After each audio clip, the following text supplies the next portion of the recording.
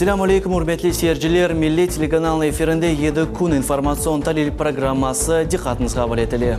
Bu hafta olup geçken en mühim ve en meraklı hadiseler hakkında bizim yayınımızdan tanış ola bilesiniz.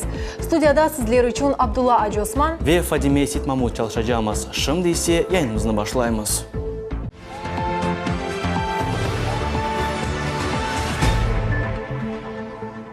Россия Федерациясының президенті Владимир Путин Умумрусия Халық фронтын форум действий адлы нәтиже тедбірінің пленар топлашуында иштирак етті.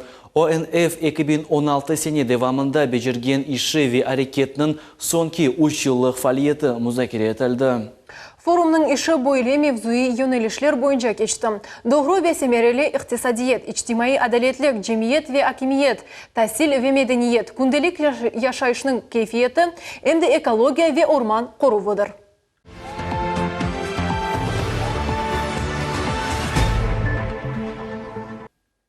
Кезлевде 55 aile Rusya kurantası için mesken adlı programma boyunca 1 metr için 30.000 ruble berip kvartiralar elde ettiler. Bu haftanın başında ise birinci çaslı insanlar öz kvartiralarının anahtarlarını alıp oldular. Şimdiki vaqtqa Qrimda bu programma boyunca bir ev quruldu. Lakin hakimiyet bo'leki buçuk kvartiralı evler Ahmejit, Aluşta, Kefe ve Kezlev şehirlerinde qurulacağı aqta vade berdi. Bugün ise 55 qoranta şahsi kvartiraların sahipleri oldular. Tedbirge Qrim Cumhuriyet başı Sergey Aksyonov ve Qrim Cumhuriyet Quruculuq ve Mimarcılık naziri Sergey Kononov teşrif buyurdular. Дом приличный, вы знаете, но внешний вид, вот все-таки архитекторы начинают работать более-менее, то есть в том плане, что внешний вид, радует глаз. Есть элементы благоустройства во дворе, то есть квартиры все под доделку сделаны, по большому счету. Вот зашли, люди довольны. Стоимость квадратного метра, меньше 30 тысяч рублей, на самом деле это очень приличная цена.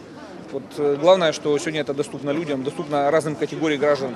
И вот такую программу будем продолжать реализовывать дальше по территории Республики Крым. Zeki Qartana kvartira nevbetinde 10 yıl turdu. Onun sözlerine göre meskengi arizanı olar ömür arkadaşı ile beraberlikte tapşırdılar. Afsuski ömür arkadaşına bu kullerini görmek kısmet olmadı. Şimdi Zeki bita kvartiranın tamir işlerini hazırlana. Bizge звонить ettiler, ayttılar, есть возможность programmada teşkil etmege. Şu programmadan bizge berdiler kağıt. Ayttılar, barınız, alınız, договор etiniz. В общем, договор ettik. Bir yılın içinde kvartira berdiler. Zatarinenler qorantası çok yıllardan belli içki kasabasından Kezlevke köçmegi arzu etediler. Olar aytalar ki bu leha qorantalar için büyük bir bahşiştir. Благодаря этой программе мы стали счастливыми обладателями новой квартиры. И благодаря этому участию мы, скажем так, очень рады, что у нас представилась такая возможность и государственная поддержка со стороны правительства, со стороны президента, со стороны Республиканского фонда ипотечного кредитования. Мы смогли осуществить эту свою мечту. Valentina Kenderskaya ve onun ömür arkadaşı kvartiranı öz kızı için elde ettiler. Onların 1,5 yaşlı torunu var. Valentina emin, böyle bahşişini kızı beğenir. Мы уже обсуждали, что мы где видим и в каком, скажем так, формате будет квартира после ремонта. Понятно, это кухня. Там все стандартно, как обычно. Главное предназначение, чтобы семья собралась за столом и обсуждала свои какие-то радости, проблемы, неудачи. Мне нравится очень, что кухня квадратная, поэтому можно поставить все, что угодно и как угодно, и все будет смотреться. Hadetmeli ki gelecek sene bu leha boyunca kvartira satın almak 250 ziyade ariza kabul olundu. Abdullah Osman, Hasan Zivadinov, Millet için. Jankoy rayonunun Kamacı ve Baykonçe köyleri arasında Победна özeni üstünde yerleşken köprünün tamir işleri yükünlenuf noktasına yakınlaşa. Tamam bu vaqtda Qrim Cumhuriyet yolbaşısı Sergey Aksyonov obyektinin çıkış teşkirivi ketişatında tarif etti. Hatırlatamız, evvelden aytılғаны kebe köprünün tamirlenуі dekabr 5 күні yekünlenecek. Bundan gayrı obyekt vade etilgen vaqttan erte teslim etilecek. Hem de onun kuruculuğuna 96 milyon ruble yerine 75 milyon ruble masraf etildi. Kopurning qurucılığı 5 ay sürecek edi, lakin qurucu şirket qo'ygan maqsadlarni aman 3 ay davomida bejerdi. Obyektni bakıp chiqqan so'ng Sergey Aksyonov kopur tayinlangan vaqtdan evvel ekspluatatsiyaga kirsetilmek kerakligini qayd etdi. O qo'shdiki, Qrim Cumhuriyeti Nahliya naziri Anatoliy Volkov so'nggi savollarni o'g'ringan so'ng kopur qullanuvga teslim etilmesi mumkin olacak. Люди ждут давно, но здесь это больной вопрос здесь, то есть поэтому на самом деле, когда еще все будут видеть, что мост готовый и не открывает, это непродуктивно, не конструктивно. Evvelsiz meta fiyatı 96 milyon ruble olganına bakmadan kurucu şirket tek 76 bin rubleni masraf etti. Bu kopurun konstruksiyası demir betondan maden betonga dönüştürülgeni ile bağlı. Bu sebepten tek 21 milyon ruble de kuruculuk vakitini da iktisat etebildi. Этот мост монтировали не два 80-тонных крана, как это было для железобетонного моста. Здесь же отсыпали дамбу, из дамбы монтировали. А смонтировали двумя 25-тонными кранами. Хотелось бы, чтобы наши проектировщики подняли свой уровень, а наши рабочие начинали уже учиться у россиян. Sergey Aksyonov qayd etdi ki, kurucu şirket qo'ygan maqsadını yaxshi bejerdi ve bu sebepten onun yarımadanın başka obyektlerinde celp etilivi haqda sual çizilecek. Мы вас поздравляем тоже, так что, друзья, спасибо. Спасибо большое еще раз за работу. Qayd etmek gerek ki, avgustun ortalarında Qrim Cumhuriyet Araba Yollar Hizmeti ve Tatarstan Cumhuriyeti'nin kopurları Serlevalı Aksioner Cemiyet arasında eski kopur yerine yanı kopur kuruculuğu hakkında devlet anlaşması tüzüldü. Kopur kurucuları endi sentyabrının bir günü öz işini başladılar. İşçiler rahatlanmayıp avaga bakmadan çalıştılar. Koyulgan müddet uzunluğu 20 yıllık tecrübeli Tatar şirketinin mütehassıslığını gösterdi. Мост практически готов, осталось там где-то максимум на неделю работы. Тут обочину подправить, подметать, помыть, как говорят, привести товарный вид. Hatırlatamız ki Qrim'in şimalinde Победная adı özenden keçken kopur ta keçken senesi Mayıs ayında yıkılgan edi. Babatay Koy Şurası'nın sakinleri bir yıldan ziyade artkaç 8 kilometr mesafeni keçmek zorunda kaldılar. Bunun beraber geçit yolu da yaramay alda edi ve cemaat nahliyesi ile problemler peyda olaydı. Şimdi yerli sakinler kopurun açıluvını bayram gibi bekleyler. Комфорт будет, красота какая, он широкий, шикарный. Есть отдельно, считайте, для пешеходов, для машин. Ну и люди уже замучились просто-напросто, а сейчас будут радоваться. Спасибо тем, что приехали, помогли нам сделать. Дай Бог им здоровья. Ну и будем сейчас ездить хорошо, дороги делают нам.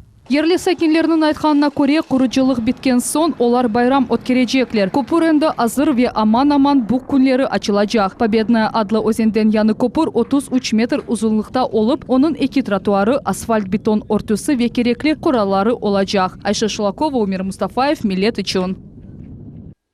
Bu hafta Ahmetçi şehrinde Cuma Cami'nin kuruculuk yerine Rusya Federatsiya Devlet Dumasının deputatı Ruslan Balbek iş ziyaretiyle keldi. Kuruculuk işleri mında grafik boyunca yapılan. Mütehassıslar çalışmaktalar ve 2019 senesi Cami birinci musafirlerini kabul edecek. Bu yerden muhbirimiz Alime Kaybulayeva. Cuma Cami'nin kuruculuk işleri devam etmekte. Tek bir ay evvel mında fundament koyulgan edi. Şimdi ise Cami'nin birinci katı endi kuruldu.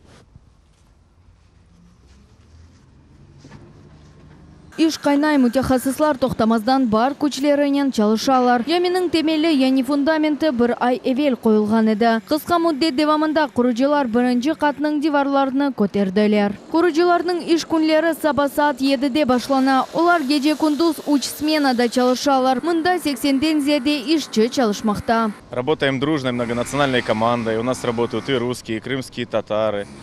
Работаем в 2 смены. Смена у нас 12 часов. Работаем так, чтобы четко уложиться в срок. 27 числа мы забетонировали фундаментную плиту административного здания. На сегодняшний день мы сегодня заканчиваем первый этаж административного здания. И к концу недели будет готов гостевой корпус, тоже первый этаж. Уже идет производство работ по возведению второго этажа административного здания. Şimdiki vaqtqa memuriy binanın birinci katı endi tiklendi, ikinci katının kuruluvu başlandı. Obyektning general qurucu şirketinin başı Enver Emirajev aytkanına göre quruculuk işler grafik boyunca alıp barıla ve 2019 senege kadar yekunlenecek. Здесь вы видите на объекте уже вышли мы на первый этаж. Всего здание будет трехэтажным, небольшое, но будет очень красивым. После того, как будет бетон здесь отлит, сверху все это будет украшаться мраморными конструкциями. По срокам изменения нет. В общем-то, в графике здесь такой график выстроен так, чтобы технологически можно было плавно перейти на инженерные сети, инженерию и на отделочные работы. Поэтому не видим проблем таких. В апреле 2017 года мы отдаем под отделку объект. Кырым мусульманлар муфтисінің муавини Айдар Исмаилов өз невбетінде Жума Жаминің құручылығына ярдым еткенлерге өз тешеккерлеріні білдірді. Чүнки Жума Жами әрбір Кырым мусульманы үшін арзудыр. Стены воздвигнуты на более чем 2 метра, поэтому та мечта крымских мусульман, она сбывается реально, и это можно проследить. Вот. Поэтому огромная благодарность всем тем, кто участвует в строительстве. Это, конечно, непосредственно муфти Крыма Хаджи Эмир Али Эфенди, который уже на протяжении более чем 10 лет борется за то, чтобы была выделена земля и строительство было начато. Это, конечно же, правительство Крыма, техзаказчик и, конечно же, подрядчик, который все успевает в сроки. Русия Федерация Devlet Думасының мембусы Руслан Балбек қайдетті ки, бойле чықыш зияретлер ай өткерілежек. Белгіленген вақытта бина hazır olması үшін бежерілген иш незарет етілежек. Сегодняшним выездным встречанием можно констатировать, что идем намеченные сроки. Представитель технадзора доложил о том, что качество выполняемых работ соответствует всем нормам. То есть наша задача, чтобы в срок до 2019 года была мечеть, был лучший храм, это мусульманский, на территории республики, который будет украшением нашего полуострова. Сегодня совместно с мусульманами Крыма радуются все представители разных конфессий, потому что чем будет больше храмов на территории республики, тем будет более здоровье и мораль, а соответственно выше нравственность в нашем обществе. Поэтому такие поездки на данную территорию, строительство культового сооружения нашей соборной мечети будут ежемесячные, и мы будем приезжать в полном составе и контролировать график выполнения производственных работ и качество выполняемых работ. Бина эки бөліктен ибарет olacak. Esas bina 28 метр yükseklikке кубе, hem колоннадалар ve şadirvan ile iç gaz бар. Bunun beraber camide 4 minare tıklenilecek. Her birinin yüksekliği 50 metre olacak. Cuma cami tahminen 4000 insanını sığdıracak. Esas binalar bu cami binası memuriyet bölügü, musafirler bölügü ve teknik inşaatlar. Alime Kaybulayeva, Umer Mustafaev, Millet için. Türkiye Cumhuriyeti vekillerinin Rusiyalı Kırım'a ilk ziyaretidir. Türkiye hakimiyet vekilleri idare etken fırka, biznes ve hakimiyetten tış turgan teşkilatlarının azalarından ibarettir. Bir kaç kuruşumunu geçirdi. Kurulayatkan Cuma Jami'nin teritoriyasını ve Bahçesaray'da Han Sarayı'na ziyaret etti. Ziyaret devamında endi bir sıra muhim bildiruvler seslendirildi. Şanlı musafirlerini Rusiya, Kırım Tatar ve Türkiye bayrakları ile karşıladılar. Bu milletler ara barışık ve kavi işbirlikinin timsalidir. Kırım Tatar cemaat erbapları eyyet vekillerine hatıra bakşışlar hediye ettiler. Çetel eyyet terkibine 30'ga yakın insan kırdı. Hasan Cengiz kaydetti ki Türkiye eyyeti gelgen konu tarihke kürsetilecek. Olumsuz bir algı yapılıyor batılı televizyonlarda. Ama buradaki manzara, buradaki görüntü göründüğü gibi değil. Malum burada da Kırım Tatar Türkleri bulunmaktadır. Hak soydaşlarımız burada bulunmaktadır. Onlarla da görüşmelerimiz oldu bir kısmıyla. Onlar da durumlardan çok memnunlar. Kırım yönetimi tarafından bize iletilenleri aktarıyorum. Bir sıkıntı olmadıklarını. Ama sorunlar zaman içerisinde çözülecek. Elbette ki sıkıntılar olmuş olabilir bazı dönemlerde. Bunlar bir diyalogla, iletişimle çözülebilir. Ama göründüğü gibi Kırım çok rahat ve çok burada demokrasi hakim. Aeroportta Türkiye'den gelgen musafirlerini Kırım Birliği Cemaat Teşkilatı'nın reisi ve Kırım Tatar Halk Cemiyet Şurası'nın reisi Seyitümer Nimetullayev karşıladı. O emin ki eyyet Kırım'da Kırım Tatarlarının vaziyetini öz gözlerinden görüp Garp taraftan verilgen malumatlarını doğru anlayacaklar. Мы сегодня, крымские татары, все жители Крыма, мы сегодня одно целое, потому что у нас семья и наш общий дом – это Крым. И мы им покажем, сколько сделано за 2,5 года, сколько законов принято, как мы живем, здравствуем, что у нас никаких гонений, ничего нет. Они поедут, об этом доложат, выступят у себя на Конгрессе, доложат президенту. И они хотят сюда влаживать инвестиции. Очень много влиятельных бизнесменов летит, едут. Вот над этим мы будем работать. Бүгін eyet birinci növbette Akmençet'te Cuma Cami kuruculuğu yerini ziyaret etti. Türkiye eyetinin başı Hasan Cengiz Cuma Cami kuruculuğunu miqyasına kıymet kesti ve caminin açılış merasimine Türkiye Prezidenti Recep Tayyip Erdoğan geleceğini vaat etti. Efendim önce Seyit Ömer Beyefendi'ye ve Sayın Müftü Bey'e, müftüyacımıza teşekkürlerimi sunuyorum. Ama bu caminin finansını ve Rusya Devlet Başkanı Sayın Vladimir Putin tarafından talimatıyla yapıldığını da biliyorum. Bu da ayrı bir mutluluk kaynağı. Burada Kırım Tatarlarına verilen önemi ve değeri göstermektedir. Umuyorum ve diliyorum ki bu caminin bitimi 2019'da planlanıyor ve bu külliyenin iki liderin birlikte caminin açılışında olmasını tören yapıldığı zaman Sayın Recep Tayyip Erdoğan da 2019'da burada olmasını açılışında temenni ederim. Bundan son Türkiye'den gelgen musafirler ebedi ateş ogunda gülçempeler koydular. Eyet başı Hasan Cengiz Oleg Peshkov ölümü sebebinden terin teziyeler bildirdi. Sonra Eyet Nazirler Şurası'na yol aldı. Bu yerde Kırım Cumhuriyet İktisadi İnkişaf Naziri Valentin Demidov ile konuşup geçirildi. Türkiye biznes vekilleri Kırım'ın Rusya bazarı için geleceği basamak yani tramplin dep sayalar. Bundan gayrı onların fikrine Kore Yarımada ile deniz ve aviasyon bağ yanıdan teklenmesini birinci yerge turgan meseledir. Eyet vekilleri yakın vakitte Türkiye tarafından Rusya'ya karşı sanksiyalar lagu edileceğinde eminler. Bu gelen heyet Наша делегация является первой делегацией. В ближайшее время в Крым прибудет еще официальная делегация. Одной из больших проблем являются санкции. И мы видим, что шаг за шагом вопрос о снятии санкций с Крыма в Турции решается. Kırım Cumhuriyet İktisadi İnkişaf Naziri Valentin Demidov öz nöbetinde kaydetti ki bu heyetin ziyareti Yarımada'da yanı faydalı yatırımlar peyda olmasına yardım edecek. Я уверен, что экономика первична и конкретные дела, конкретные реализации бизнес-проектов, они сделают, так сказать, свое дело, и санкционный режим, который искусственно навязывается западными странами, он постепенно уйдет, и о нем все мы забудем, будем работать и развивать наши отношения. Türkiye heyetini hususan Kırım Tatarlarının vaziyeti meraklandıra. Bugün akşam Türkiye'den gelgen musafirler Bakçısaray'a yol aldılar. Anda onlar Kırım Tatar tarihi abidesine Han Sarayı'nı ziyaret edecekler. Gulnara Karimova, Sultaniye Sitakayeva, Ayşe Şulakova, Akim Bekirov, Enver Ablaziz, millet için.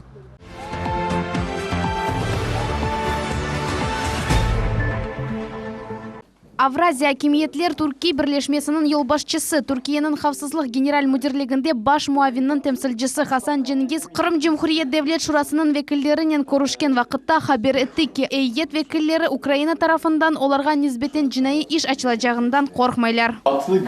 В этот кризисный период мы делаем общественную дипломатию, подвергаем себя рискам. Украина уже возбуждает дела против нас, но для достижения мира нужно быть смелыми, честными, занимать четкую и прозрачную позицию. Нужно быть либо черным, либо белым.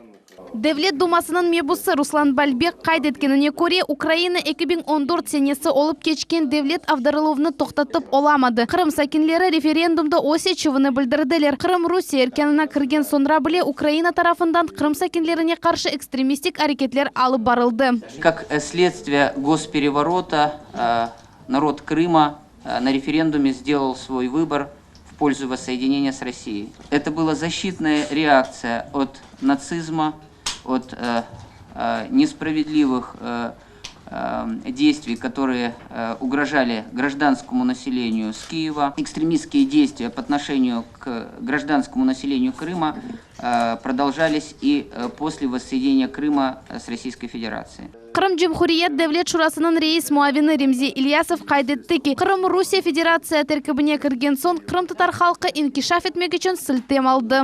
И мы можем свободно говорить на своем языке, мы проводим свои мероприятия, никто нас не ущемляет. У нас действует 15 школ с крымско-татарским языком. И сейчас школа 4 президентов мы называем, это 4 президента Украины так и не могли ее достроить, обещая.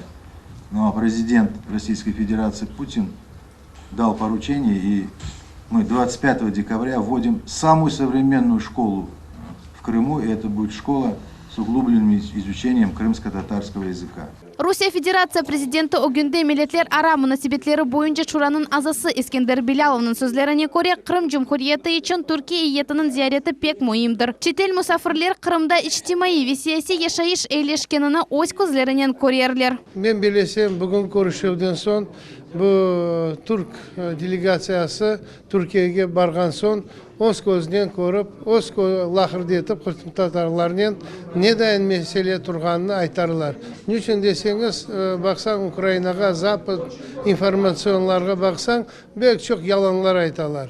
Біздің халқымыз өзіміз ана топырағымызда яшай. Матбуат конференция девамында Хасан Джингиз Түркия ич бір вақыт Украинада муфтият яратылуыны қабул етмес деп білдірді. Doğru bulmuyorum. Мы считаем это неправильно. Kırım'da bir tane müftü vardır. Крыму есть один муфти. Müslümanların bir müftüsü olur.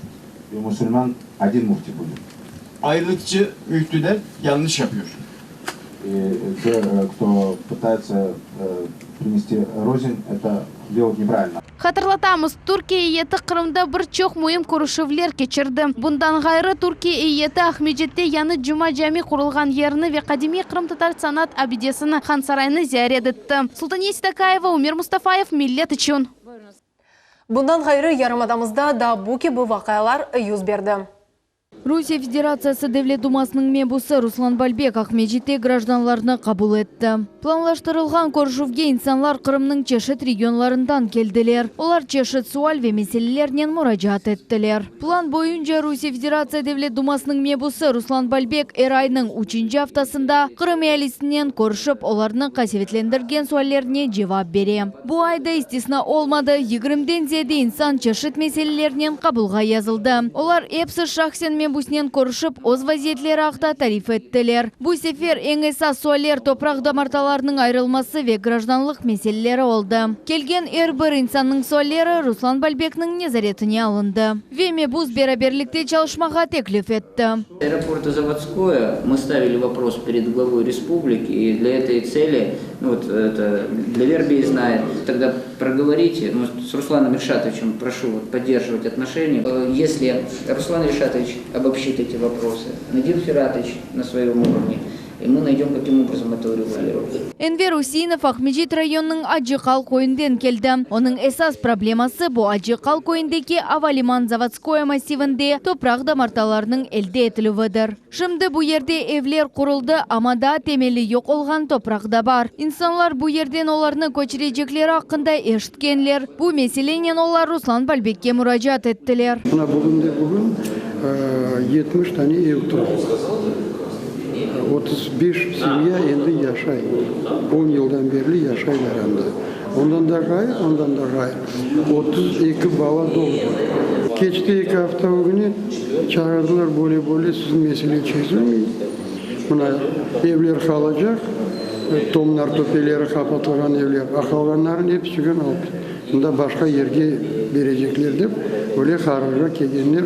Бұл суалге Ахмеджет район мемуриетінің баш муавины Руслан Якубов жауап берді. Оның білдіргеніне көре бұл ерні ешбір кімсе тимейдек. Сейчас объективно подойти к этому вопросу и зафиксировать факт жилых помещений, пригодных к проживанию, распоряжением администрации была создана комиссия для рассмотрения вопроса двух массивов. Это аэропорт Заводское и массив в Молодежном, в районе стадиона. Начиная со следующей недели, это будет среда-четверг, выезжаем на поле для того, чтобы зафиксировать каждый такой объект, дабы исключить возможности каких-то рисков. Поэтому просьба и коллегам, чтобы они были в оперативной связи и помогли администрации Симферопольского района, чтобы каждый представитель был в этот день. Бұл меселеден ғайры жоқсы келгенлерінің гражданлық меселесі раатсызлаған еді. Вилянора Асанова кечкен елі күчік қызынен Өзбекистандан келген еді. Бүгінге қадар қадын хаста баласынен параға алынған квартирада отыра. Оның вазиеті ағыр о çalışып оламай, баласына есе вақыт палы иләжлар алмаға керек. Проблема в том, что нам быстрее нужно получить, потому что у меня ребенок болеет, у нее детский церебральный паралич, у нас эпилепсия и у нас атрофия мозга. У нас нет инвалидности, у нас нет ни полиса, у нас ни на что никаких льгот, ничего. Лечение нам постоянно необходимо, постоянно жизненно необходимые препараты. Гражданлық меселесі Ахмедовлар айлесіні де ратсызлайлар. Бұл себептен олар не чалышып, не де тибби ярдым бедава алып олалар. Прибыл из Узбекистана, из города Ташкент. В 2014 году. На сегодняшний день проживаю в Ялте на съемной квартире. Не можем получить гражданство. ВНЖ. Надеемся, что визит к Руслану Исмаиловичу нам поможет. У нас не было проблем с садиком, то есть дочка ходила в садик, в данный момент она ходит в школу, проблем никаких не было. Нам помогли в Роскомнадзе, связано с тем, что надавали письмо. Ну а в целом и работать официально не можем. То есть документов нет, тяжело. Руслан Бальбек келгенлерінің меселелері чезілмесіні оз незареті алтында тұтажағына білдірді. Хатырлатамыз, Русия Федерация Девлет Думасының мебусы Руслан Бальбекнің даими қабылханесі чалыша. Невбетеки бойле гражданларының қабыл етілмесі есе декабрь айының соңында өткерілежек. Алимия Кайбулаева, Эдем Исмаилов, Миллет Ичун. Бұл hafta Қырым Жұмхуриетінің Девлет шурасында Эдип Гафаровның реберлігінде миллетлер ара мұнасабетлер бойынша комитетінің невбетеки топлашы болып кечті. Музакире етілген мевзулар арасында ән esası Milli телеканал ve İsmail Gasprinski adını taşıған медиа мерkezінің фәалиятлері oldu. Ondan gayrı mebuslar 2017 senegi Milli telekanalına maliye paylaştırılığına hususi dikkat ayırdılar. Топлашувда Русия Федерациясы угынды миллетлер ара мұнасабетлері бойынша шураның азасы. Девлет миллетлер комитетінің рейс муавины, Миллет телеканалының баш мудиры, Исмаил Гаспринский адыны ташыған медиа мерkezінің мудиры ве миллетлер ара мұнасабетлер бойынша парламентарий комитетінің мебуслары иштирак еттілер. Умуми маруза или чықышта Миллет телеканалына ве Исмаил Гаспринский адына медиа мерkezіне кураторлық япқан Девлет миллетлер комитетінің рейс муавины Юрий Космынин булынды. Оборудование, то, что планировалось, приобретено. Телерадиокомпания вещает на весь Крым. Мы запустили в этом году и спутниковое вещание. И надеемся, что со следующего года у нас получится, мы уже и начали в этом году серьезную акцию, когда для малоимущих семей телерадиокомпания предоставляет возможность получения спутникового вещания, то есть тюнер, спутниковую антенну. Bundan gayrı reis muavini telekanalının maliye tarafını kaydetti. Onun sözlerine göre 2017 sene telekanalga ayrılgan 109 milyon ruble yeterli değil. Çünkü telekanalının keyfiyetli yayınlavı için 218 milyon ruble gerek. Ondan son Yuri Kosminin aytты ki Milletler Komiteti telekanalının kuratörü olarak Kırım Cumhuriyeti'nin maliye nazirligine ve milletler işleri boyunca federal agentlikке müracaat ettiler ve böyle cevap aldılar. Они нас поддержали и наше обращение направили в Министерство финансов Российской Федерации о том, что действительно такой телерадиоканал должен существовать, что необходима существенная поддержка. И я надеюсь, что сегодня Заур Русланович как раз в городе Москве в Комитете по делам межнациональных отношений в Госдуму также этот вопрос будет озвучен. Космынинның чықшындан сон топлашу иштиракчылары базы деңішмелер ве теклифлер көрсеттілер. Телеканалның баш мудиры Сейран Мамбетов өз невбетінде телеканалның бір жылдық фаалиеті ақында ве өгдеки планлар ақында тариф етті. Бұл жылда бір çok iş yapıldı. Енді біз тек цифровой ve аналоговый сигналда гайра біз спутникте çalışамыз. Біз спутникте біздің бүгін дүния бақа. Şimdi birinci esas bizim vazifemiz o radyo vatan sedasını açması. Bütün veşikalar indi hazır. Ben birleşim. Ende yıldan evvel biz Ahmetçik'ten ve yavaş yavaş başka regionlarda da radyo yanılacak ve o bizim şimdi birinci vazifemiz ve maksadımız. Milletning paralары masraf etілуі бойынша tafsilatlıca Devlet Milletler Komitetinin maliye bölügünün müdiri Наталья Григорьева тариф etті. Для чего же нам необходимо еще дополнительные 109 миллионов? Значит, первое. Расходы на оплату труда работников организации. У нас штатная численность 150 человек. Следующий вид расходов очень существенный, который занимает большой, огромный объем в общем объеме субсидирования. Расходы на услуги связи. На следующий год для оплаты аналогового, цифрового телевидения, аренды частот радио, что у нас еще, спутниковое вещание, огромный 63 миллиона. Только на это. И сократить расходы на эти услуги мы не можем. А компания должна жить. В работе этой компании есть потребность наша. Каждого из нас. И мы будем принимать в декабре этот бюджет. Расчеты сделайте нам. Вот, представьте все. Мы раздадим депутатам, они его изучат. Внесем предложение. Русия Федерация соғынды миллетлер ара мунасебетлері бойынша шурасының азасы Ескендер Билялов мебусларны телеканалда яш хадимлер чалышқанына диққат айырмаға чағырды. Ве қысқа мудде девамында телеканал муафақиятлерге ерішкенini қайдетті. Я думаю, очень были заданы актуальные вопросы. И я думаю, что именно медиацентр и телерадиокомпания сделают выводы, поправят свои замечания.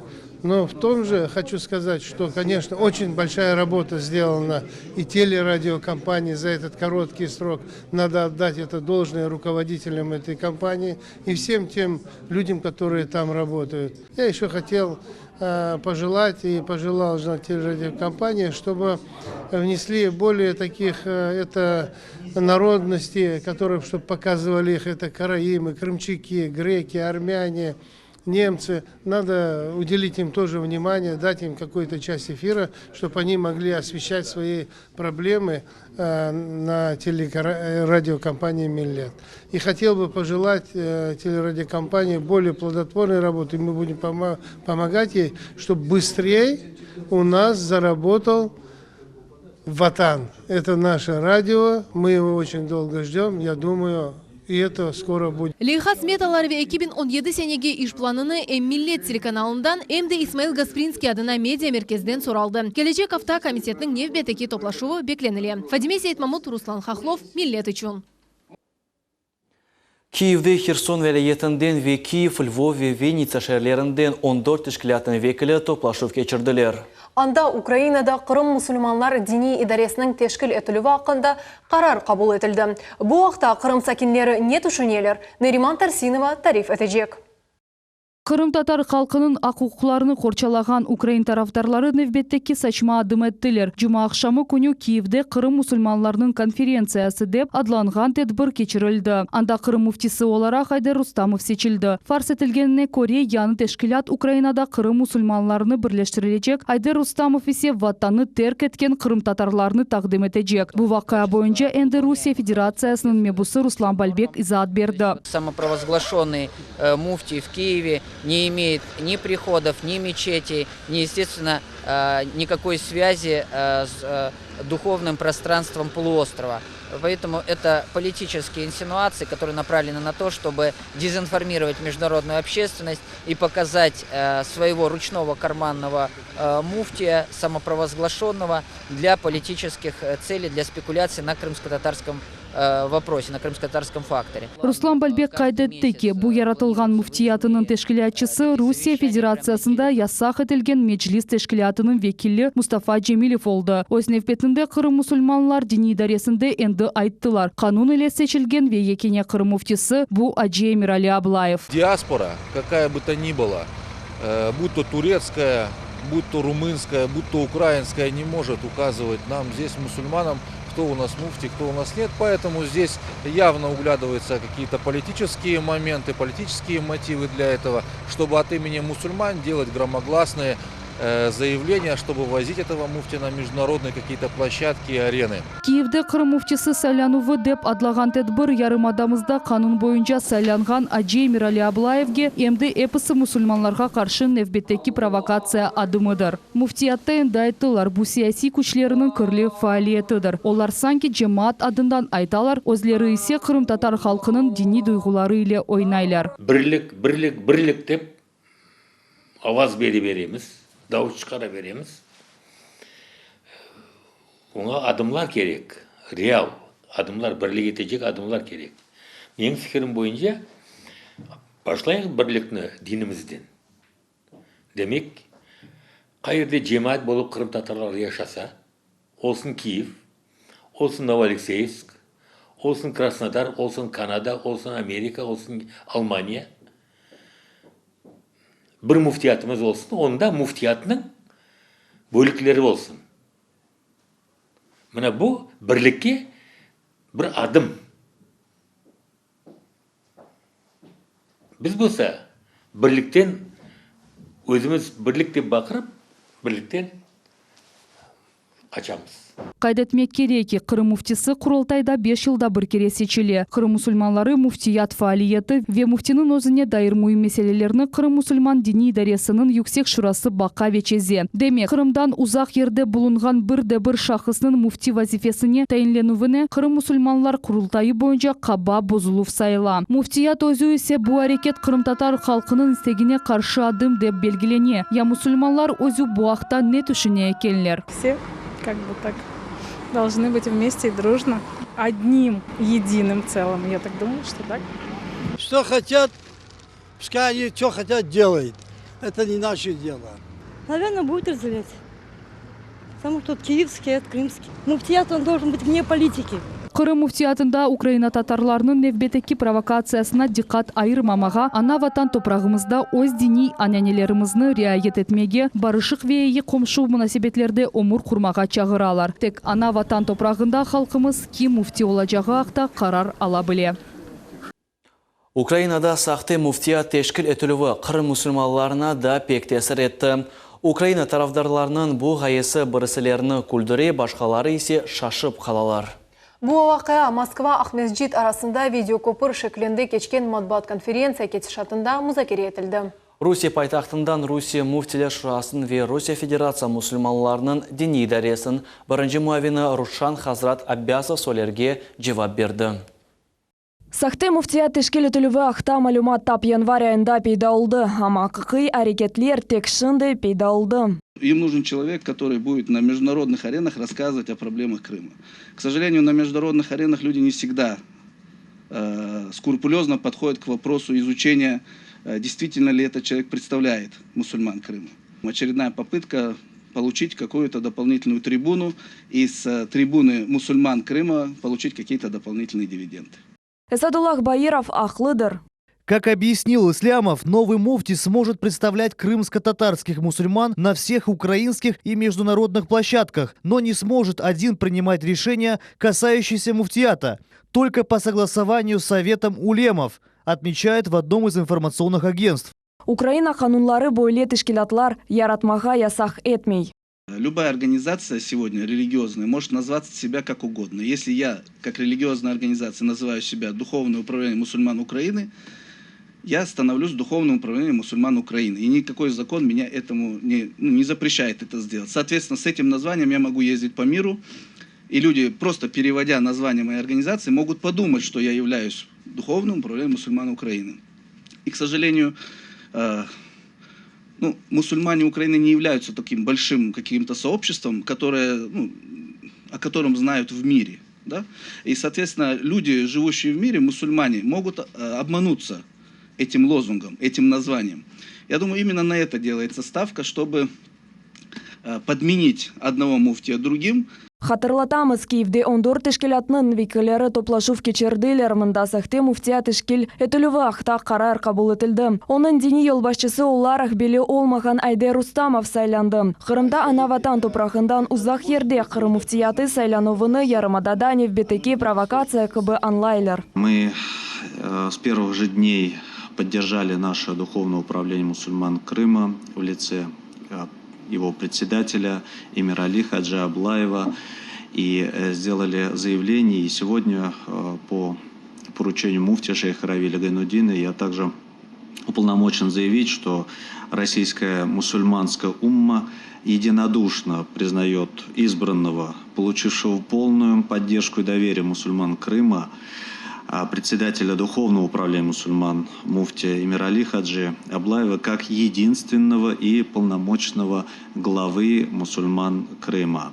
Ресми шахислардан гайры бу вакааны кырымтатар жемияты де тефсир этти. Как мы можем это воспринимать их как муфти? Никогда она не должно быть. Это несерьезно. Ни политической стороны, ни моральной стороны, ни духовной стороны. Это неправильно. У нас есть муфтият. Вот будет в 2018 году выборы. Пускай автобиографию подадут. Пускай, если народ изберет в Крыму, это нормально. И то в Крыму, а не где-нибудь, где народ сидит. 23 ел девамында Кырымда онлар жетишкилатлар яратылды. Бу Кырым татарларны чеши диния ахынтыларга боле эди. Якынларда Кырымда Таврия муфтия деп адланган тишкилатны яратмага тырыштылар, ама бу гая өмүргө кечирилмеди. Мукаддес Куранда айтылганы кеби, Аллахка иман этiniz ve bölünmeniz. Neriman Tarsinova, Ali Mametov, Millet üçün.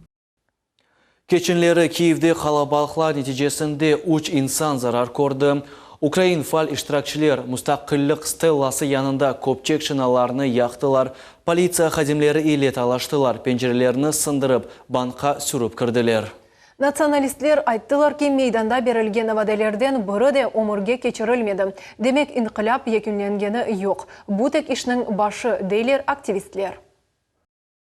Gece Kiyev Kenya yanıp başladı. Müstakillik meydanında araba köpçeklerinin şınaları alevleni. Nevbetteki narazılık aksiyalarının iştirakçıları 2014 senesinin vakayalarını tekrarlamak istediler. Esas niyet şimdiki hakimiyetinin becerilmegen vadeleri. Neticede paytahtın merkezinde kalabalık tupten tobege avdarılgan Viktor Medvedchuk'nun ofisi. Дивіться, зараз зберігаємо поки. Ми вже підходимо до офісу Медведчука. Ми його впалимо, бо там поруч живуть українці. Але, звісно ж, ми не можемо тягати так, щоб він більше туди ніколи не повернувся. Hatırlatamız 2013 senesi noyabr'ın 21'inde Евросоюз ile anlaşma imzalanıvı toxtalganına cevap olarak studentler çıktılar. Ama 2014 senesi yanvar 19'unda barışık aksiya inkilapqa çevirildi. Bu ise bütün devlet için felaket oldu. Hükümdarlık elge geçti, devlet paylaştırıldı ve çoktan çok insan elak oldu. Bu hadise Kırım'a da tesir etti, lakin mında vaziyet karama karşı oldu. Kırım sakinlerinin çoğusu Gumruk birleşmesine kirmek akta istek bildirdiler. Kırım paytahtında fevralın 24'ünde Ukraynaga kol tutgan faal iştirakçılar öz Евромайданны geçirdiler. 10 дней вам! Выходите из этой партии! Сами, добровольно, публично! Вон из этой партии! Fevralın 27'sinde ise vaziyet bütünlüğe denişi. Mart ayında geçirilgen referandumda Kırımlılar yarımada Rusiyaga qaytarılığı için rey berdiler. Yani onlar tınç ve stabil yaşayışını seçtiler. Если мы считаем, что мы попали как бы в хорошие руки, да, и нас финансируют, я вот на пенсии, я работаю, мне работа есть, я довольна всем. Мы ждали каких-то перемен, мы хотели лучших перемен, мы знали, думали, что это к чему-то приведет. В общем-то, какие-то результаты были. Yazık ki ama Ukrayna'da vaziyet bambaşka. Maydan iştirakçılarının talapları becerilmedi. Habarcılık artta, aylıklar az, mesken kommunal hizmetlerinin fiyatları yükseltilgen. Bular eposu Ukrayna sakinlerinin narazılığını yarata. Bu sebepten Kiyev'de maydanlar devam etti. Liviza Sidbilalova, Neriman Tarsinova, Millet üçün. Bu gibi muhim ve dikkatinize layık olgan haberlerden gayrı Kırım'da da böyle hadiseler olup geçti.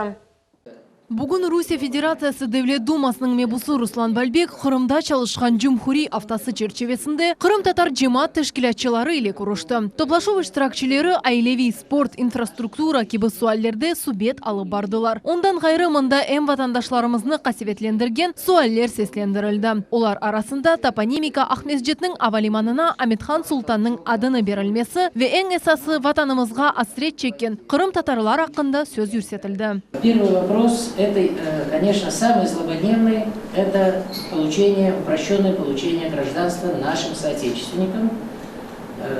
Это имеется в виду репрессированным им потомкам, но на сегодняшний день проживающих вне государства Россия.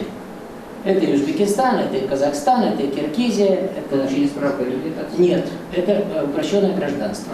Этот вопрос, самый важный вопрос. И, естественно, еще есть, вытекает из этого же вопроса, второй вопрос – это удостоверение. Халк için кайгырган суаллерге айны шөйле cevaplar da eşitildi. Была принята депутатами Государственной Думы 6-го созыва. Значит, 11 министерств и служб, ведомств согласовали данный законопроект. Вот последний был за аппаратом культуры, точнее департаментом культуры аппарата правительства, тоже согласовали. Вот я сейчас стараюсь, чтобы в осеннюю сессию попали, но учитывая, что до 21 декабря Дума работает, а после выходит уже на региональную неделю и возвращается уже после Нового года. Поэтому буду сейчас обращаться к руководству с просьбой, чтобы все-таки нам вот этот вопрос уже чисто технически, чтобы успеть включить там политическую волю, включить это в осеннюю сессию. Юқарыда белгіленген екі мевзуға келгенде Руслан Бальбек жемат бұл мескүр арзуның еріне кетірілмесіні тек акимиеттен беклемек де келді, амма өзлері де бұл жерянда фаал иштирак етмеге керек олғаныны қайдетті. Ондан сон ичтимаи меселелер аңылды. Яни базы көйлерді юллар тамир ишлеріне мұқтач. Соқақларны ышық еле тәминлемек керек ве илахри. СССР-де нам қазанған спорт устасы идманжы бірінші Қырым татар олимпик чемпионы Рустем Казаков спорт мевзусыны көтерді. Яни аятымызда бұл йөнелиш насыл рольны ойнай. Мы хотим по всем деревням Крыма собирать молодых ребят там. И я надеюсь, в этих местах тоже есть таланты. Возьмите его Дагестан. Маленькая республика. А сколько у нас? 18 олимпийских чемпионов. Я уже не считаю, там где-то 30 или 40 чемпионов мира по вольной борьбе. Я тоже хочу, чтобы как в Дагестане. В Дагестане в каждой деревне есть залы. И это в деревне, допустим, они все друг другу помогают и строят маленький небольшой зал. Devlet Дума мебусуде буға еге қол тұтты. Баллар вегеншлер спортнен оғрашып, сағлам саада оседжеклеріне эмин. Рустам ага Казаков, который вот много делает для спорта, по сути дела, через свои достижения культивирует вот спорт, прославляет имя крымских татар. Вот, и он сегодня выступил вот с такой идеей, которую я полностью поддерживаю, готов сопровождать. Это реализация программы «Спортзал в каждое село». То есть вот и обсуждали вопросы с крымско-татарскими предпринимателями, которые готовы быть социально ответственными, вот, и берут на себя вот такую социальную нагрузку для поддержки спорта. Поэтому идея такая, чтобы наша молодежь воспитывалась в режиме спорта, усваивала вот те азы соревнования, упорства, труда. И действительно через спорт можно было показать самые лучшие стороны вот крымчан. Ondan son toplашувда ана юрегі тешкілятының рейсі Ленара Рустамова да болунды. О чоқ балалы айлелерге яңы ел арфесінде медени корушывлеріні откеріп, бойлы айлелерге олған имтиязлар ақында тариф етмеге теклифнен чықышта болунды. Есть одна программа, вторая, третья. Их надо озвучивать, чтобы землелер добился. Но не стоит задача собрать только крымско-татарских матерей и с ними общаться, да, им там в ухо говорить. Нет, стоит задача собрать именно, как, да, вот кто проживает по желанию. Руслан Бальбек эпосы штиракчилерінің теклифлеріні дыңлеп, элінден келгенini yapmaға тырышажағыны білдірді. Хотелось бы, чтобы эти вопросы были связаны с тем, что мы облегчим жизнь крымчан, то есть сумеем развязать вот так вот, имея действенные коммуникации через общественные объединения, опираясь на них, те вопросы, те узлы, которые не решались там долгие 25-30 лет. Вот. Поэтому хорошие площадки для обмена мнениями, когда мы слышим вот, чаяния народа, потому что наши представители общественных организаций ближе к народу, то есть периодически находятся на местах. Буки bu toplашулар регуляр шекелде Эр-Джумхуриявта откерілмеге планлаштырыла. Фадиме Сейтмамуд, Алишер Алимов, Миллет үшін. Сув yoqsuzlığının meselesi Еді Құйу қасабасының сәкелеріне да пек яқын келе. Шу районның Чуқул койынде чоқ бекленерген сув берлевінің тантанылы açılığı болып кешті. Сәкенлер 10 жылдан берлі сувны қомшы көйлерден ташы еділер. Қышта вазиет дазияде кергінлеші еді. Шымды Чуқул койының сәкенлері қош көңілелі бол нефес алып, ярынки күн аққында ратсызланмай жақлар.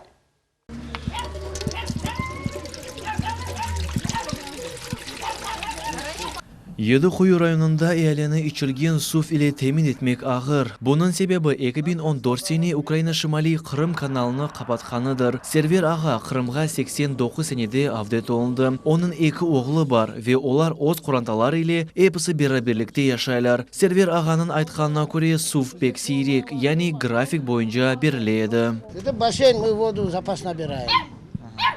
Вот, летом не хватает, а отсюда вот это пить, там стирать. это набираем. А сейчас будем с колонки пить. Дай бог, чтобы была вода. Arğın Töbecik ve Çuqul köylerinde 500'den ziyade azbar sahip çıkmak mümkün. Ona göre 1000'den ziyade insan gece kunduz suvnin temellendi. Kapital tamir işlerine Cumhuri büdjetten maliye ayrıldı. Suv verilinin tantanalı açılımına Rusya Devlet Dumасы mebusu Konstantin Бахарев teşrif buyurdu. Я абсолютно убежден, что мы все вместе постараемся не снижать наборных темпов, постараемся сделать все, чтобы вода пришла и как можно большее количество сел Ленинского района. Уже в этом году мы планируем подать воду еще в несколько сел, заменить сети внутри населенных пунктах, провести подводящие водоводы, заменить водонапорные башни. Эти работы планируется завершить в течение ближайшего месяца. Qırım Cumhuriyeti'nin Mesken Kommunal Xo'jalik nazirinin muavini Yakub Zeytullayev qayd etdi ki, suvning yo'qsizligi Qrimning diğer rayonlarini da rahatsızlay. На самом деле в сельской местности в Крыму достаточно много сел проблемных. У нас 38 населенных пунктов, где осуществляется подвоз воды. И порядка 200 сел, где вода подается по графику. И наша основная задача, конечно же, дать людям круглосуточное водоснабжение, и мы в этом направлении двигаемся. Qayd etmeli ki, bu sene şimdilik suvnin temin etilmegen 13 mesken punktlarga su keçirilecek. Cumhuri büdjetten endi böyle gibi kapital işlerge para ayrıldı. Abdullah Osman, Edem İsmailov, Millet için. Qırım elesini rahat kaldırmagan mesele Ahmejit rayonunun Hoşgeldi kasabasında da var. Mında yerli sakinler endi 20 yıldan ziyade sokaklarda kanalizasiya olmaganına şikayet eteler. Bu sebepten evlerinin çoğusu dağıla, daha bir sıra problemler peydalanan, yani yollar bozula, bakçalarda su ile tola. Meseleni muhbirimiz Safiye Şukurova öğrendi. Күчлүү ягмурлардан соң сокак төпеден келген сувнин тола веер ерни ювуп кетти. Умерипчи сокагында жашаган инсанлар сувдан курталмак үчүн эвлеринин янында дамбалар тиклейлер. Мустафа Эмирзаев мында энди 30 жылдан бери жашай. Сув басканы себебинден онун эви энди чатлап башлады. 2 машинасы чүрүдү ве магызда болгон себзелер зыян ола. Ana endi 26 yıldan beri suyun içineyik, постоянно. 26 yıllık abi, может 27 yıllık cevizleri kesip dambalar yapa. Balalarımız bu çamurun içine ösüp institutlar bitirdiler. Su basay, katyol işletmenin çaresi yok. Patlayacak. Любой грамотный adam biliyor что patlayacak o suyun dibine. 7 улицада bunda bütün gelip abraya toplan. Suya gitmeye вообще yer yok. Sakinler tap Ukraina deverinde hakimiyetke şikayet edip yağmurlar aklarını yerleştirmeye rica edeler. Ama netice olmadı. Olar umut edeler ki şimdiki hakimiyet onların meselesine dikkat ayırır. При Российской Федерации, в конце концов, на нас, наверное, обратят внимание, что нас топит постоянно вода дождевая. Она идет сверху, с трудового, прямо вниз с камнями и с песком. Мы не можем посадить у себя в огороде ни картошку, ни укроп. Птицы плавают, ничего нельзя, сараи все топит. Мы ничего не можем здесь сделать. В подвалах котлы стоят, счетчики стоят. Топят и замыкает свет. Сувдан сокактай буюк чукурлар пейда ола. Ерлі сакинлер оларны хуручулук чөплүклеринен толдуралар. Вот здесь у нас была лужа. А когда сильные вот эти последние время были дожди, это было вообще. Вот здесь было озеро. Люди не могли проходить. Şimdi yol seviyesi evlerinin temelinden bayağı yüksek oldu. Bu vaziyet sakinlerge kıyınlıklar getiriyor. Вся вот эта грязь, которая сейчас вот скапливается на дороге, прямым ходом, водопадом падает в колодец питьевой воды. В колодец питьевой воды. Если вы посмотрите, глубина этого колодца 2 метра. Сейчас там глубина, наверное, полметра воды и 1,5 метра ила. Шериф Итаев күчлүү ягмурлардан соң onun evi бүтүнлөй суу менен топланacağından корка. Продолжается строительство вот этих дамб напротив моего участка. И вот захламляется вообще участок, вот эта дорога, асфальтированная дорога, уже превратилась, видите, во что. Высыпали 3 КАМАЗа. 3 КАМАЗа вот этого мусоростроительного, которые везли, видимо, с улицы Пушкина, потому что вот брусчатка вся это видна, что это с улицы Пушкина. Сейчас, если пойдет хороший дождь, вся вода, которая идет с горы, пойдет на мой участок, потому что все здесь заблокировано. Построена плотина на дороге, видите. и она пойдет ко мне прямо на участок. Мой дом, мой участок превратится в приемник, как говорится, с ливневых стоков. Біз шер мемориятын муавины Тайфук Гафаровға бөле суал бердік. Бұл меселе чөзілуі бойынша Ахмеджит меморияты тарafından nasıl işler yapılacak? Мы ситуацию отдельно изучим. Дело в том, что в администрации, по крайней мере, в национальных отношениях подобных обращений не было. Мы выйдем по ситуации на месте, посмотрим. Установка ливнеотведения, то есть это непростая работа. Это не вопрос касается ни одной конкретной улицы, это вопрос выведения стоков со всего микрорайона. И такая работа возможна только после разработки соответственной проектно-сметной документации, в увязке со строительством всех дорог. То есть будем выезжать, смотреть, принимать какие-то решения. Временные, то есть в данном случае это будет только временное решение. Проблема, она не такая простая, то есть это воды собираются со всего Хошкильды, и для того, чтобы все эти воды отвести с этих улиц, вообще, чтобы решить эту проблему, это необходимо разработать документацию, специальная большая проектная работа на весь микрорайон. А точечно мы постараемся какие-то меры принять для того, чтобы жителям этих улиц помочь. Вот по вашему обращению выйдем. Сефир Шукурова, Умер Мустафаев, Миллет үшін. Алушта шерінің 10-й бала бақшасында тербие алғанлар Қырым татар тіліні öğrenелер. Төгерекке чешет милletlerге менсүп болған балалар қатнайлар. Дерслер насыл кечкенini біздің мұхбиріміз Султанье Ситакаева біле. Көнештік төгерегіне 3 яштан 7 яшқа жы балалар қатнайлар. Дерсілер ойын шекілінде автода 2 кере кечірілі. Тербиеже Зера Меджитова білдірді ки, талебелер оқу жерянында фаал иштирак еттелер ве Қырым татар тілінде яны сізлер öğrenелер. Шымдығы бүгінгі байрамымызда біз көрсетежек оламыз яны öğrenген сөзлерімізні көз ақында, себзе, мейве ақында, чешет түрлі өсімліклер ақында, хоранта ақында. Айша Мазинова айтаки, очоқ вақыт девамында Самира торыны үшін бала бақчасыны сайлады. Шымды Самира мемнениетлікнен төгерекке қатнай. Енді қыз Қырым татар тілінде ерлар ижрайты вешерлер оқой. Біз чоқ вақыт сайладық бұл бала бақчасыны, чүнки тек мында bizim şehrimizde ana tiline мүлкін öğrenmeye çok sevinirek bu işe. Çünkü bala evde de biz tırışırıq laf etmeye, öyle ama oğaz oluyor. Çünkü etrafa çok bizim tili yok. Giden asılan, bulbuli ev hava, bir sakın uyum ebet aşayı. Ne aşayı Samira? Kurset. Balalar nedir o? Yusuf! Балалар әмде дөртліклер білелер, әмде Қырым татар тапмачыларға жеваплар берелер ве халк ойынларыны ойнайлар. Elimde bir meyve var, yakşı biri var, aşın içtim buna dadır.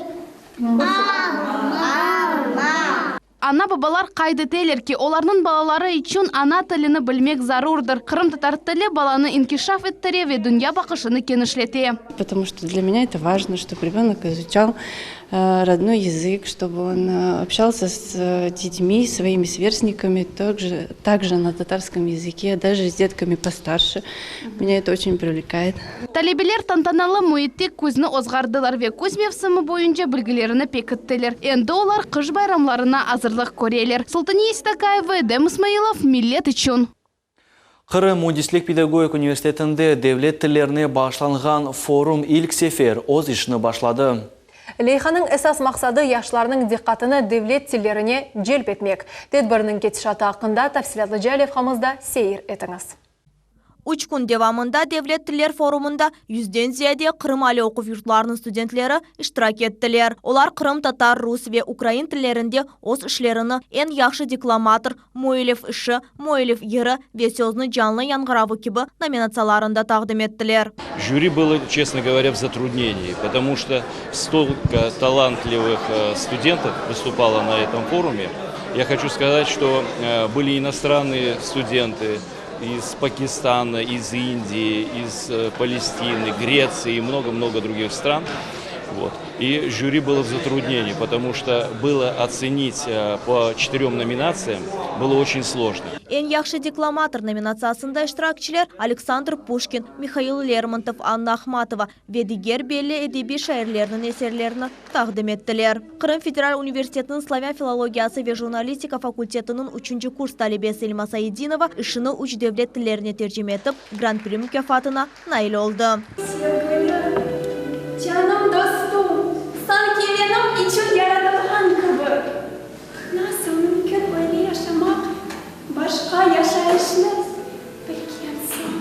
Yarışta Kırımlılardan gayrı Yaramadamızda tahsil almağa kelgen çetel memleketlerinin vekilleri de iştirak ettiler. Vikneshka Slingen ozu Hindistan'da yaşay. Kırımga o tibbi tahsil almağa keldi. Oğlan Alexander Pushkin'in şiirini okup galebe kazandı. Такой у нас первый раз. Наша страна это нету, то вот ваша страна первый раз все посмотрит вот такой. Я очень понравился, я очень люблю. Я сказал стихотворение. Да.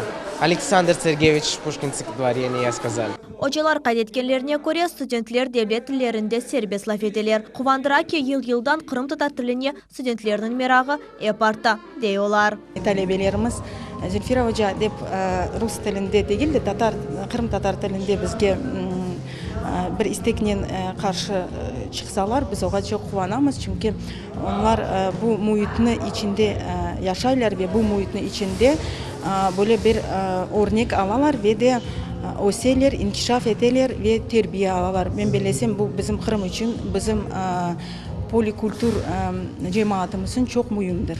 Ve böyle gibi forumlar bizim talebelerimizge yani bir fırsat yaratabilir. Jüri azaları iştirakçılarının çıkışlarını kıymet keserek hiçbir kimseni dikkatsiz kaldırmadılar. Onlar bu forum üyeleri de anenege çevirilir degen ümitteler.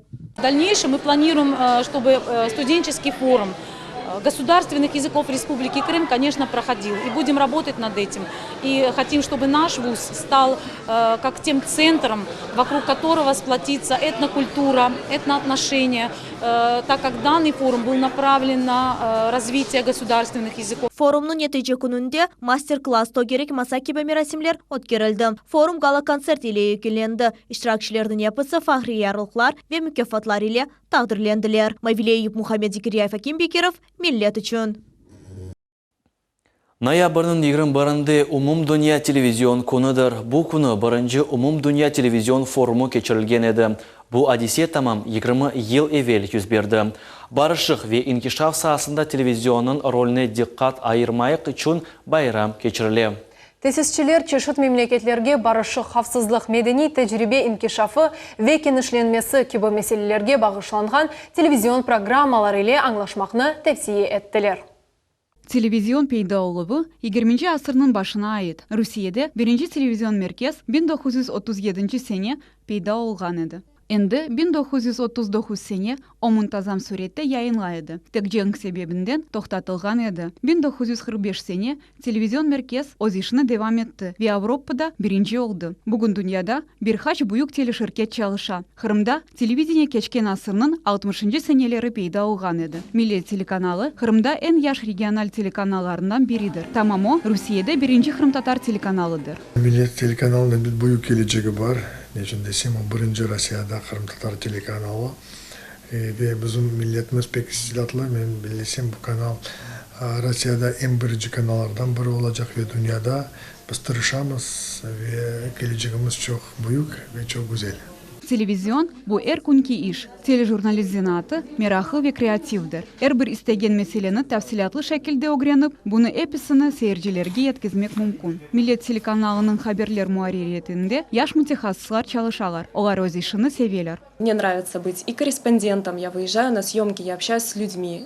Из-за этого я очень люблю свою профессию, потому что она необыденная, она не одинаковая. Каждый день у тебя что-то новое, ты знакомишься с людьми, видишь, как они живут, общаешься с ними, интересуешься тем, чем они занимаются. Это действительно очень интересно. Вторая моя должность на телеканале «Милет» — это ведущая новостей. Я веду новости на русском языке, мне это очень нравится. Каждый день я выхожу в прямой эфир. Это невероятный адреналин, просто может случиться всякое, потому что в прямом эфире бывают разные абсолютно казусы. И вот именно это и нравится, что вот эти чувства, которые тебя переполняют, волнение, иногда и страх, да, все. И ты садишься и вот получаешь какие-то вот эмоции, такие эмоции, которых тебе, наверное, в жизни не всегда хватает.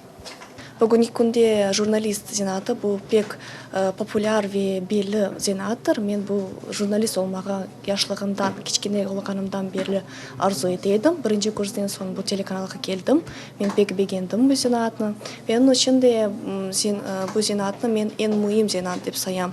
Чүнке біз олып кечкен бір тедбірні, проблемні сержілерге насыл олса оле бір бермеге керекміз.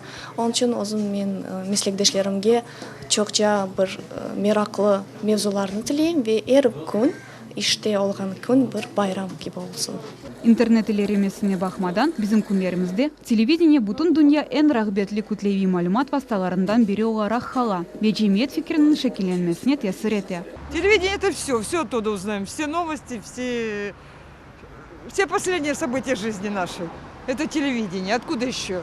Тем более, как домохозяйки, пенсионерки, откуда еще узнать? Я телевизор смотрю лишь только с той целью, чтобы быть в курсе всех событий, так, чтобы не выпасть из этого социума, так, значит, и постоянно быть в курсе всего того, что происходит и в политическом мире, и в экономические вопросы и так далее. Телевизион bu bizim yaşayışımızın bir parçasıdır. Ziyondaşlarımızı bayram ile hayırlayımız. Seyircilerge ise merakı yayınlar dileyimiz. Biz siz için tırışamız. Millet telekanalını seyir etiniz. Hizmet etse bu yılın sonuna biz Radyo Vatan Sedası'nda açacağımız bizim dinleyiciler de onu da dinleyenler hizmet etse. Dilara Şevketova, Alişer Alimov, Hasan Zivadinov, Millet için. Medeni haberlerge keçерек Turkvision 2016 халқара ер ярышының сечим басамағы Ақмесжитте олып кешкенini қайт етмеге истередік. Ержылар, продюсерлер ве вестекерлар Cumhuriyetнің истидатлы яш ержыларыны топлап, күчлі ве айынклі сес сайбыны сечтілер. Галебе Қазанхан иштиракчы Түркияде олып кешecek финалда оз күчіні сынап, Қырымны тақдим етежек. Ким Галебеге Наил Олдажеба, бұны бізім ұғыберміз біле. En istidatlı, en muzikalı, en güçlü ve ayınklı seslerinin sahipleri Kırım Tatar Milli Tiyatrosu'nda toplandılar. 2 saat devamında yanı seslerge ve meraklı çıkışlarga adaletli jüri azaları kıymet kestiler. 100'den ziyade iştirakçılar arasında galibiyeni Alseda Sidaliyeva kazandı. Yaş yırçı Samarkand şehrinde doğdu. O hem Moskva'da hem de London'da tahsil alıp çalıştı.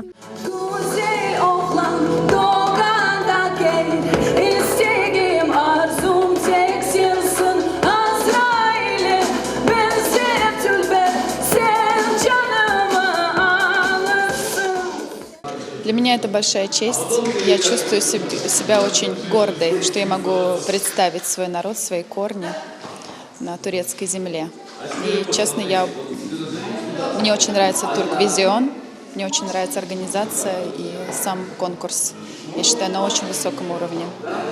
Поэтому я очень счастлива. Turkvision yer yarışı bu Евровидение yarışına okşagan konkurs. Bu yarışta Türk memleketleri ve regionlarının sakinleri iştirak edebilirler. Kırımdaki yarışının teşkilatçıları kaydetkenlerine göre bu sene iştirak etkenlerinin sayısı daha da ziyade arttı. В этом году подготовка участников была очень высокой. Я вижу тенденцию, что с каждым годом наши участники все растут вверх. Они просто молодцы. И я думаю, что даже кто не прошел в этом году уже в финал, или кто, может быть, не попал в Турцию на Turkvision, я думаю, в следующем году у человека есть абсолютно все шансы. İştirakçılar öz növbetinde kaydedeler ki, yarış devamında onlar faydalı tepsilerini alıp, muzikal tecrübelerini elde ettiler. Главное не победа, а главное участие подходит именно вот в моем случае, именно в этом случае. Я приехала попробовать себя, я приехала услышать критику. Я в конкурсе участвую не впервые, и в этом году я снова решился поучаствовать. Я думаю, что я полностью отдался. Кырым йырчылары эрсене бу ярышта иштирак этип, bir sıra zaferlerge nail olalar. Fazile Ibrahimova 2013 senesi Türkiye'de olup geçken finalda 3. yerini kazandı. O Şark Bazarı 2013 halkara yer yarışında 1. yerinin sahibi oldu. Bugün Fazile Kırım'daki Türk Vision yarışının seçim basamağında jüri azasıdır. Мы оценивали не только вокальные данные, но еще и умение держаться на сцене, потому что это немаловажно, артистизм, харизма. 2014 senesi ise kazanda Kırım Tatar yazıcısının torunu Darina Sinichkina Gider Esen yırı ile 25 iştirakçı arasında 6. yerge nail oldu.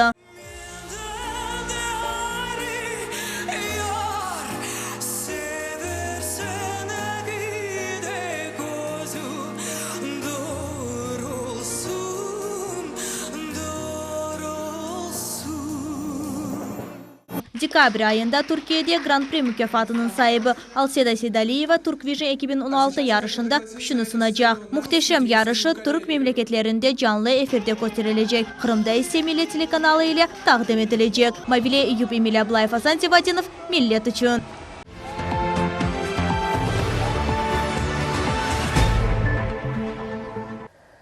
Шымды сеурметлі сержілер мұсафыр ile сөбетлешмеге вақыт келді. Сюжетімізді айтылғаны кебі ярымадамызда Турк Vision ер ярышы олып кешті.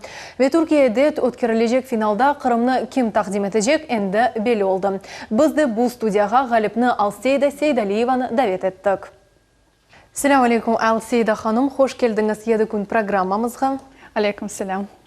Алсейда ханым, сіз чоқтан вокалмен оғырашасыңыз. Ве бойлы бір қысқадан өзіңіздің аяты ақында тариф етіңіз, лютфен.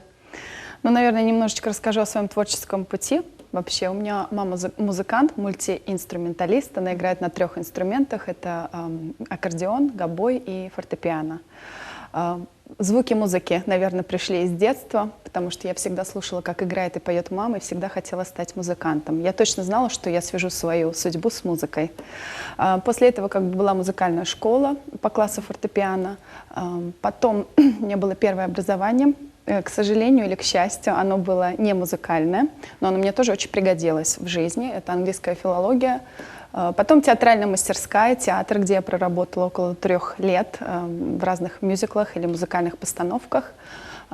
После этого как бы я решила, что я хочу очень-очень серьезно как бы обучиться, стать более профессиональным, так скажем, музыкантом. Я уехала учиться в Лондон и там закончила бакалавриат и магистратуру по классу вокала, Contemporary Music Performance. Машалла, чоқ бойлы бір фарқлы зинатларының векілі оласыңыз. Алсейда ханым, сіз қайырден бұл ярыш ақында білдіңіз? Ве иштирак еткенде іч ақылыңызға келді ме? Сіз мұнда ғалип чықажаңыз. Ве тек тасаввур етіңіз, сіз Түркияге барып, анда Қырымны тақдим етежеңіз. Это достаточно интересная история, потому что мне позвонила моя давняя подруга, знакомая Наталья Нурмухамедова, с которой мы участвовали вместе в джаз-фестивале достаточно много лет назад. И она посоветовала мне принять участие в кастинге. И я сказала, что, конечно же, я просто бегу туда, я очень хочу поучаствовать. Абсолютно. Я, конечно, очень хотела, надеялась, чтобы победить в отборочном туре, в кастинге, но для меня это также было приятным, огромным и приятным сюрпризом. И представлять Крым на Турквизион в Турции для меня это огромная честь. И я очень счастлива. Машалла, керчектен де бойлы бір қысмет олды.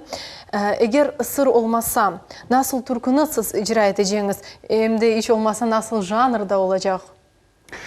Это тоже другая достаточно интересная история, потому что я взяла в оригинале песню «Фели Гамсын», если вы знаете Дилявера Османова, но я бы сказала, это даже по мотивам этой песни, потому что я ее переделала, изменила гармонию, мелодию, оставила слова, и, наверное, что-то будет более современный поп-жанр, который будет достаточно интересно представлен на данном конкурсе.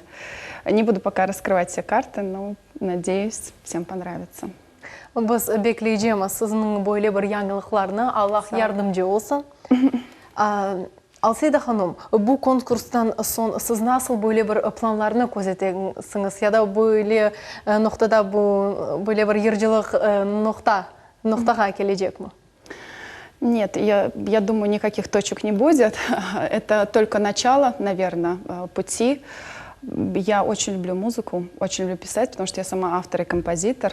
Мне очень нравится заниматься тем, то, что ты любишь. Я думаю, это самое главное, потому что если вы любите свою профессию, нет ничего лучше на земле. Вот, поэтому планов очень много проектов, очень много песен. Я думаю, в будущем будет также спродюсировано и написано.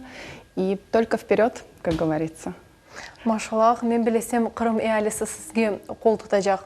Бұл ярышта аслында ве умумен сіздің böyle bir yılgıcılık faaliyetіңізде.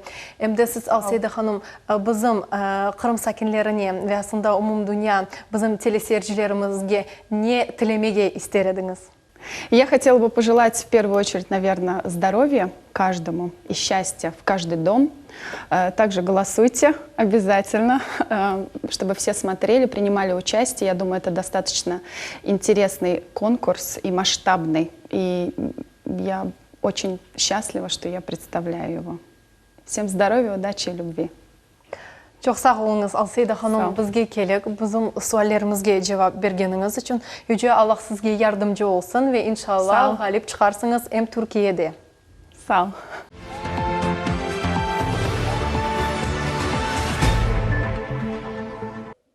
Sport mevzularına keçemiz. Bakçısaray'ın kuruculuk texnikumunun sport zalında tekvando MFT boyunca Bakçısaray rayon kubığı serdevalı açık turnir geçti. Turnirde Qırımның чешет көшелерінен келген 150-ден зияде спортшы iştirak etті. Бізді мұхбирimiz Султания Меджидті анда болынды. Bakçısarай район кубогы оғырында Қырымның чешет көшелерінден келген 150-ден зияде спортшы көрешті. Турнир iştirakçilері эки фен бойынша яни масоги спарринг, ветуль адлы формаль межгулиет комплексы бойынша чықышта болындылар. Спортчылар 3 категорияға бөлінділер. Бұл ерді яш, құшақ ве чекі категориясы мұйым олды. Ешік құшақ сайыбы Сулейман Меметшаев 10 яшында 28-32 кило чекі категориясында көрешті. Сулейман айтқанына көре о ярышыны пек бегіне, виос мақсадына ерішімеге истей. Я пришел сюда за победой. Я участвовал 4 раза в тулях, и я все эти 4 раза выиграл. И я получил первое место по тулям. У меня есть цель, я хочу стать чемпионом мира, хочу стать тренером и стать известным во всем мире. Тимур Септаров мавы құшақ сайыбыдыр. Бұл спорт чештіне Тимурны оның бабасы алып келді. Яшолғанына бақмадан Тимур енді 6 дефа чемпионыдыр. Мне папа сам отдал, я начал заниматься тэквондо. Мне очень нравится. Яш спортчының бабасы Айдар Септаров икeye теки оғлы тэквондонин тек 2 ел оғыраша. Ама бұна бақмадан о бұл спорт чештіне исрарлы қылы янаша, идманларны қачырмай. Дисциплина есть, тренер их дисциплинирует. Уже голова работать начинает, координация движения у них хорошо работать начинает. В общем, плюсов очень много в этом виде спорта. Я думаю, что он будет дальше заниматься, и как он мне сказал, он хочет дойти до черного пояса, стать тренером, детишек тренировать. Конечно, каждый родитель боится за своего ребенка, это же его чадо. Ну, как бы он закаляется таким образом, ему легче будет в жизни дальше. 18 яшлы Кемаль Куртбединов идманжи олып чалыша. О умют этеки onun талебелері де бірінші ерлерге наил олурлар. У меня выступает на сегодняшнем турнире около 15 человек. Некоторые из них уже достаточно опытные, проходили некоторые турниры, как межрегиональные даже. Но я думаю, надеюсь, что мои спортсмены выступят достойно, заработают то, что они заслужили. Спортчыларға қол тұтмақ үшін Русия Федерация президенті Огынде Милетлер ара мұнасебетлер шурасының азасы Ескендер Белялов да келді. О қайдеттігі спорт тілі бағылы олған эпісі талебелер пек мұйым, чөнки олардың ярдымынен халық бірлеше. Мен білесем, спорт бірлештіре, тек Қырым татарларын дүгілді, эпісі бұтын не қадар халықлар яшайлар қымда оларын бірлештіре. Турнир iştirakçileri фахри ярлыклар ve медальлер ile mükafatlandыlar. Gulnara Karimova, Sultaniye Medjid, Enver Ablaziz, Millet üçün. Bu hafta bizim televizyon takımımız istidatlı Akim ve Server İsmailovlarda musafirlikte bulundular. Sportçı Server İsmailov geçken yılı karate boyunca Rusya çempiyonu namzetini kazandı. Akim İsmailov ise Moskva şehrinde olup geçecek müzikal festivaline sertifikat aldı. Bizim muhbirimiz Alime Kaybulayeva yaş istidatlar ile sübet etti. Истидатлы инсанлар бір тарафтан истидатлылар Исмаиловлар қорантасы ақында да айны бойлы демек мүмкін. Линара Исмаилованың яш оғланлары Сервер Виаким Озвиницкая койынде енді чоқтан белі олдылар. Чүнки 15 яшында Сервер енді спорт устасы ве карате бойынша Русия чемпионы унванını қазанды. Қардашы Аким есе истидатлы чалғыжы олды. Генчлер üçün esas таянч ве дестек боларының анасыдыр. Айны о вақыт оғланларына ярдым қолыны узата. Қадын умут ете ки келечекте оның балары жемаатқа файда кетірежеклер. Сбылась ихняя мечта, во-первых, чтобы они стали спортсменами, знаменитыми музыкантами. Вот. Большое спасибо учителям. Я их поддерживаю. Я со старшим Сервером часто езжу на соревнования. За него болею, переживаю. Иногда бывает так, что я сразу с соревнования переодеваюсь и бегом бегу на концерты. Участвуем в конкурсах, с младшим ездим тоже. Сервер Исмаилов 6 ел девамында Киокушин кай карате ile оғыраша. Спортчының сабасы беден межгулетлерден башлана. Пресс, чапу, ведигер межгулетлер сервер үшін хошнутлық бере. Бүгінгі күнге спортчы чоқтан чоқ мукафатларының сайбы ола. Оларның арасында дипломлар, ярлықлар, әмде Украинадан ве Русия Федерациясының чешет регионларындан кетірілген кубоклар. Амма оғлан үшін ең қиметлі мукафат бұл кечкен елі 2-ші ер үшін Москвада алынған кубок ве медаль. Бүгін спортчының қаверентлі алтын сызықлы құшағы бар. Келечекте оғлан инсанларға файда кетірмеге істей. Я занимаюсь карате Киокушинкай.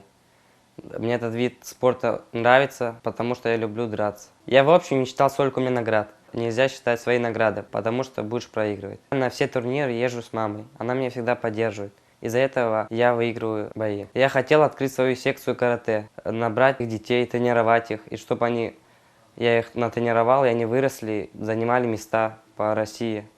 Қардашы 11 яшлы Аким Исмаилов бабасының изінден кетті. О мешур чалғыжы олмаға арзу еті. Бүгін о пиано ве боразан чала, ичбір айлеви вемекте байрамы яш чалғыжысыз кечмей. Bizim телевизион тақымымыз да genç чалғыжының ижрасында нағмелер діңледі.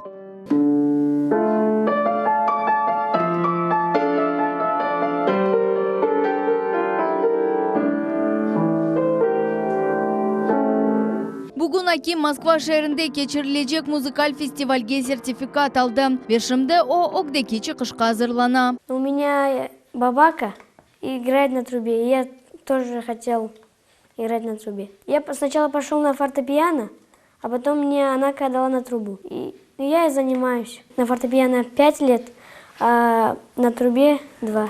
Мне нравится ансамбль Хайтарма. И я в будущем хочу стать музыкантом. И хочу играть на трубе в Крымско-татарском театре. Қарбабасы Александр Неметулаев тарифетеки о сторунларынен ғурурлана. Ве оларға әрбір іште ярдым ете қол тута. Күніміз ана бөле башлай. Сабадан обедте, ақшам күнері мектептен қайтқан соң алып кетем тренировка. Николаевкада тренировка япа.